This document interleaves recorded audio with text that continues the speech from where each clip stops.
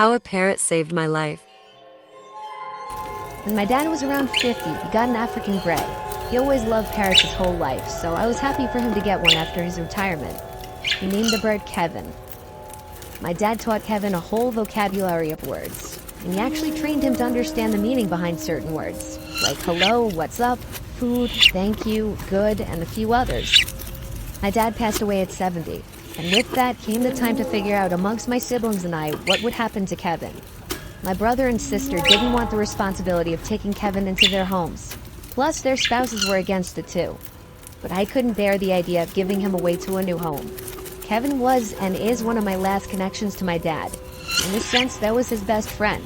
So I decided I would take him into my home. I put his cage in the den of my house. My house doesn't have a basement, so the den is considered the lowest level of the house. Kevin is a moderately noisy bird. He can be a chatterbox some hours of the day, usually earlier on. But later in the day and at night, he quiets down. When he's too noisy, I'll throw a blanket over his cage, and that normally quiets him down. I watch TV in the den at night to keep him company. Then around 10, I'll migrate to my room to let him go to sleep. That's pretty much the backstory behind Kevin. I've been taking care of him for 2 years now, so I know exactly how he behaves and when he's acting out of the ordinary. Speaking of out of the ordinary, it was one night in December around 11 p.m. that Kevin started making sounds while I was trying to sleep. I sleep with the door open since I live alone and need to be able to hear anything if something's going on in the house. Hearing him making his squawking noises past dark, especially this late at night, is unusual beyond doubt and something was irritating him. I went down to the den to see what was bothering him. He was wide awake on the lower perch of the two in the cage. He looked at me and was saying things like hello and what's up and his name. All the while he was nodding his head up and down, moving his whole body in the process as if he were dancing. I tried to feed him, but he didn't eat, so I covered him with the blanket, hoping he would stop.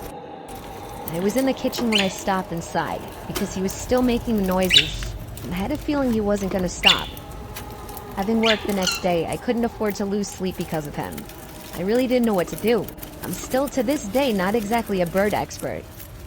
I went back downstairs and uncovered him. He was still doing his little dance, bobbing his head and body and making his distressed sounds.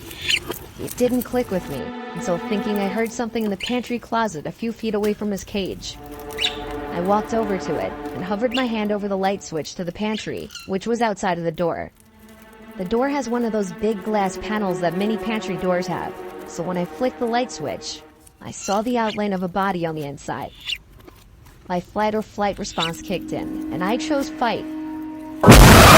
Screaming, trying to get my adrenaline rushing. I grabbed the man in the pantry closet out and threw him to the floor. He tried to fight back, but I easily overpowered him and had him in what I could best describe as a chokehold. He was a 50-something-year-old homeless-looking man with a smell to match it. I yelled at him, "Who are you? Why are you in my house?" He tried grabbing my face to possibly gouge my eyes or something, but I continued to wring his neck and punch him. During all this, Kevin was going berserk in his cage, and the man on the floor seemed weak enough. I literally sprinted for the nearest phone and came right back and kept him on the ground while I called 911. The man was taken to jail. He had no ID on him, nothing. He was homeless and had nothing to his name, and as such he was considered what some people call judgment-proof, meaning even if I tried to sue him, I wouldn't get anything from him. He had raided my pantry closet that night and had opened jars of peanut butter, boxes of cookies and crackers, and all sorts of other boxed and canned foods. If it weren't for my dad's parrot, I don't know what else that man would have taken or done in my house. I'm grateful for Kevin, and I like to think part of my dad is watching over me and that bird.